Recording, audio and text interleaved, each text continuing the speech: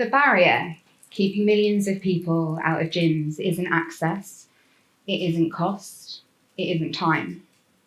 It's the belief, deep, ingrained, relentlessly reinforced, that their body or their mind disqualifies them, that fitness isn't for people like them. I know this because for a long time I believed it too. And this overwhelm isn't limited just to gyms. The world feels overwhelming right now, at least it does for me. There's so much happening that our brains can't even fully hold. To protect our mental health, we might stop watching or reading the news. We might quietly but intentionally step away from things that feel too loud. We might leave the group chat or stop showing up for causes that we've supported every week. We tell ourselves it's just for now, just whilst things are like this. But bit by bit, we've made ourselves smaller. And most of us only realise it looking back. We didn't choose to disappear. We just kept choosing the quieter option, the safer option, until one day we realised we couldn't remember the last time we'd fully shown up. I'd like to try something. If you're comfortable, close your eyes. And I want you to picture a personal trainer. So take a second. What do they look like? Are they slim, muscular? Do they have a six-pack? Chances are you're imagining someone aesthetically fit, right? Now, if you open your eyes, I can probably confidently say that none of you imagine someone who looks like me, apart from my client. Hello. But I'm Rhiannon Cooper. I'm an autistic, ADHDer, and a qualified personal trainer. 4 years ago, when I was 30, I was walking with a friend, and I realised I couldn't remember the last time I was out of breath. Now, that's not a fitness flex, that's a red flag, because that means my body wasn't working. So I joined a gym, not to become a fitness influencer, not to prove anything, but to look after myself properly, to be healthier. And I changed my life. I lost over 100 pounds in around 18 months. Thank you. Got to a size 12. And everybody celebrated, like you are, because finally I'd done it. But my trainer at the time suggested the next goal for me should be 12 stone. Now, at that point, I was 13 and a half.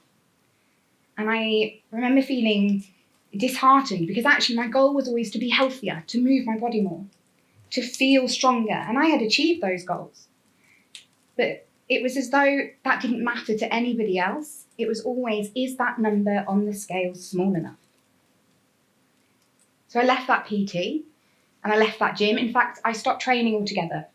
And not because it was bad or hard, but because my whole relationship with it had become about disappearing and about proving I deserved to be here, and I refused. That's why I qualified as a personal trainer, to change the rules, to show the fitness industry that it doesn't have to be like this. So what if we focused on what our bodies can do? Can I lift more than last month? Can I move without pain? Do I feel strong? And do I actually enjoy this? I stand here today not just as a personal trainer, but as a competitive strongwoman.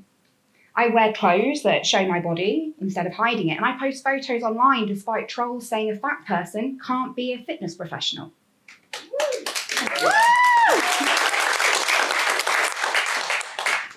I take up stages in gyms and spaces that were not designed for someone who looks like me. And, I work with people the fitness industry has failed, neurodivergent people, plus size people, anxious people. In fact, anyone who walks into a gym and feels like they don't belong. All of them have been taught to shrink. So neurodivergent people learn to mask that shrinking their authentic selves to fit neurotypical expectations. Plus size people are literally told their body should be smaller.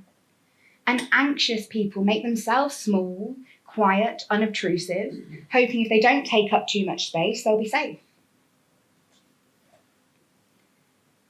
When I stopped shrinking my body, I stopped shrinking my voice, and I started standing up and using my voice for people who couldn't do it for themselves, started advocating for my clients. I started challenging an entire industry built on this premise that you are not enough. We need to be better. A few months ago, a woman approached me in the gym. She was slim, conventionally attractive, the kind of person society would assume has it easy. But she was crying, and she asked me, "How do you do it? How are you so confident?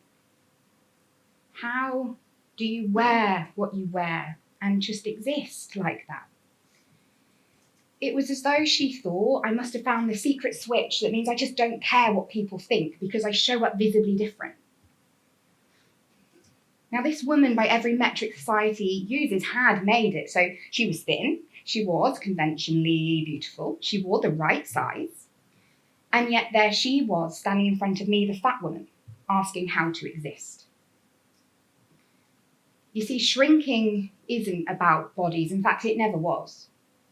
Shrinking is what we do when we've learned that our full self is inconvenient.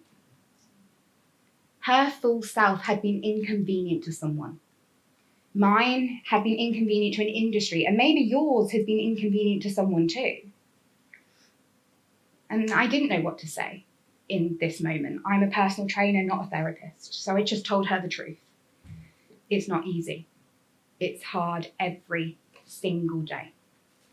Society tells us to blend in, to stay small, don't stand out, and to take up space, to show up visibly different and refuse to apologize for it. That's work. It's practice. It's hard. It's choosing yourself again and again and again. She started talking, really talking, about things that she had never said out loud, about struggles that she'd been carrying alone, and about a situation at home that she thought she had to endure in silence. I didn't fix her life in that moment, but I gave her permission to stop shrinking and to use her voice, to believe that maybe, just maybe, she deserved to take up space too. When you stop shrinking, you don't just change your own life. You give other people permission to expand into theirs. And it's not about standing on a stage and giving a speech like me today. It's just about existing fully in front of somebody who needed to see it was possible. There's this deep rot in how we're taught to relate to ourselves, this constant message that we are not enough. And we can't fix all of the horrors in the world. We can't control politics or systems or everything that's broken. But we can refuse to participate in our own diminishment.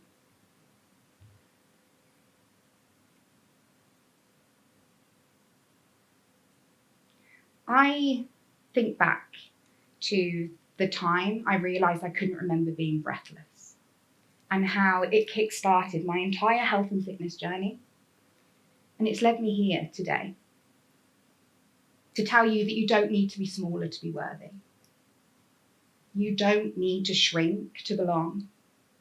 And the world needs you fully, all of you, the messy, loud, imperfect, expansive version of you that takes up space and refuses to apologise for it. That's not selfish, that's revolutionary. And so today I want to ask you, where are you shrinking yourself right now? And you don't need to shout an answer out. This is a thinking thing. But what would happen if you stopped? Because when you stop shrinking, you really can have an impact on those around you. And that's what matters in life, is the impact you have.